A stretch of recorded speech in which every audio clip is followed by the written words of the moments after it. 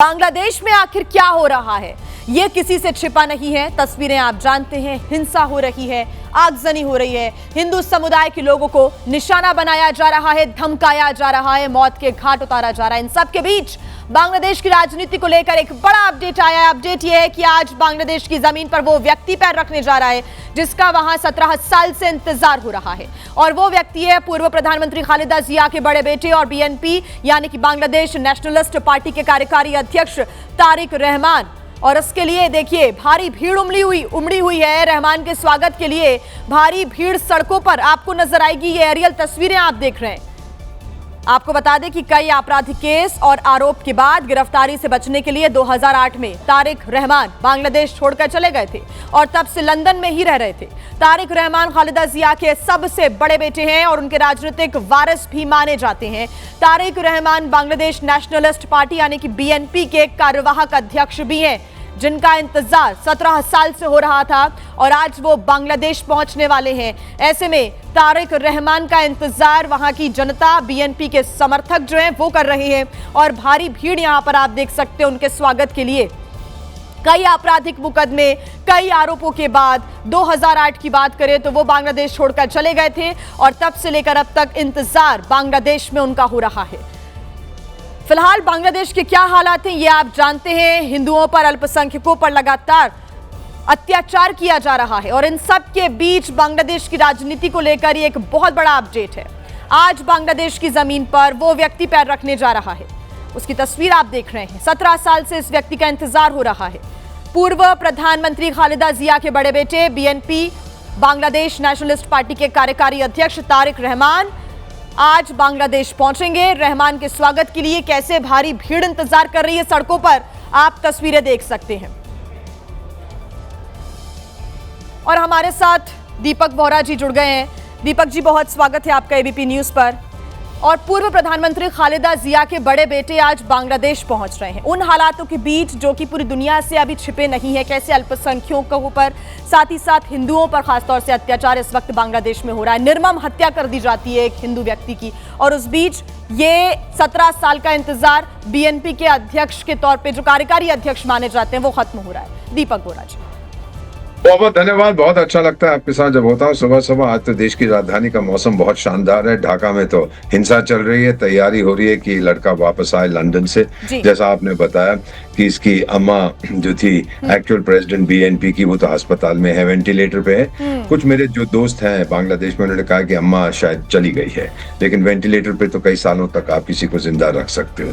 तभी लड़का वापस आएगा। एक नई चुनौती है उस बेवकूफ के लिए, मोहम्मद यूसुफ खान के लिए। जल्दी से बता देता हूँ मैं, जो हो रहा है इस समय बांग्लादेश में, पहला सवाल उठता है शेख हसीना को निकाला क्यों था। निकाला इसलिए था कि वो रूस की मुखालफत करने को तैयार नहीं थी, चीन से पंगा लेने को तैयार नहीं थी और म्यांमार से पंगा लेने को तैयार नहीं थी।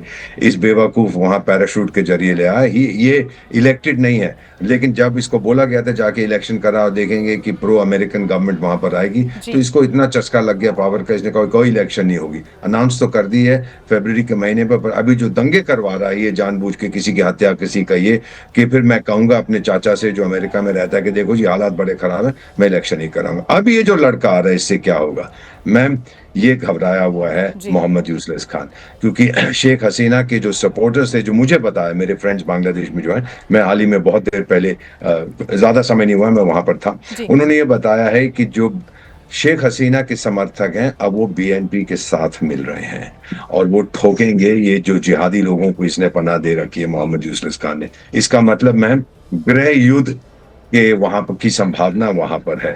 दूसरा, आपने अभी जिक्र किया कि कुछ हिंदू और माइनॉरिटीज के ऊपर अत्याचार किए जा रहे हैं, मार दिया गया है।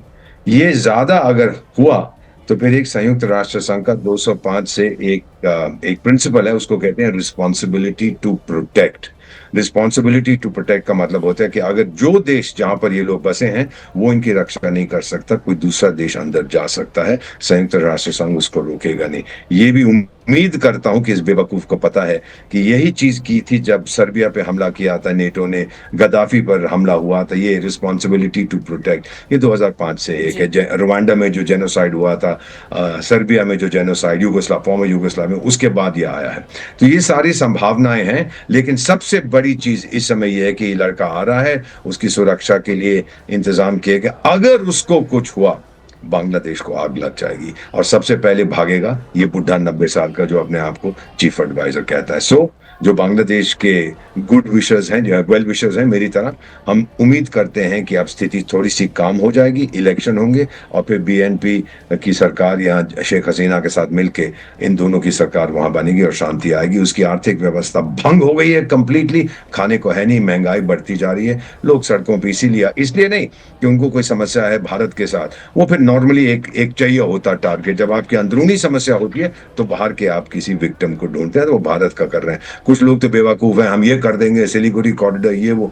मुझे 48 घंटे नहीं लगेंगे बांग्लादेश को खत्म करने में। तो ये जानते भी हैं, बस कहने के लिए अच्छा है कि इनको मीडिया बाइट्स वगैरह मिल जाती हैं। सो सिचुएशन इस समय अनसर्टन। ये लड़का आएगा, उसके बाद हमें पता लगेगा भविष्य किस तरफ जा रहा है। लेकिन दीपक जी, भारत के लिहाज से इस स्थिति को हम कैसे देखें अभी, क्योंकि आपने बताया कि शेख हसीना के भी जो समर्थक हैं बीएनपी के साथ वो मिल सकते हैं और उसके बाद वो मोहम्मद यूनुस की सरकार को चैलेंज कर सकते हैं और गृह युद्ध जैसे हालात यहां पर बन सकते हैं। लेकिन अगर हम भारत के नजरिए से देखें तो भारत के लिए कैसे ये हालात बनते हुए नजर आएंगे इन फ्यूचर?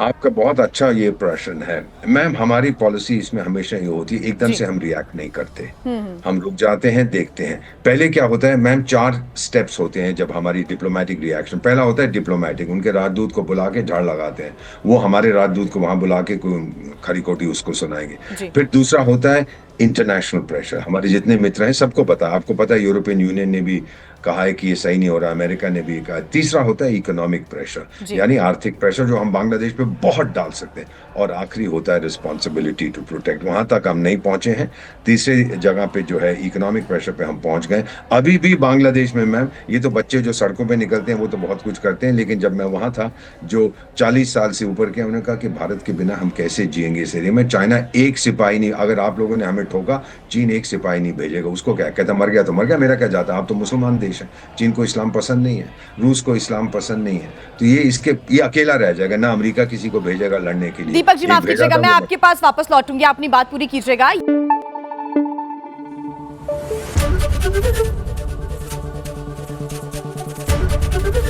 एबीपी न्यूज आपको रखे आगे।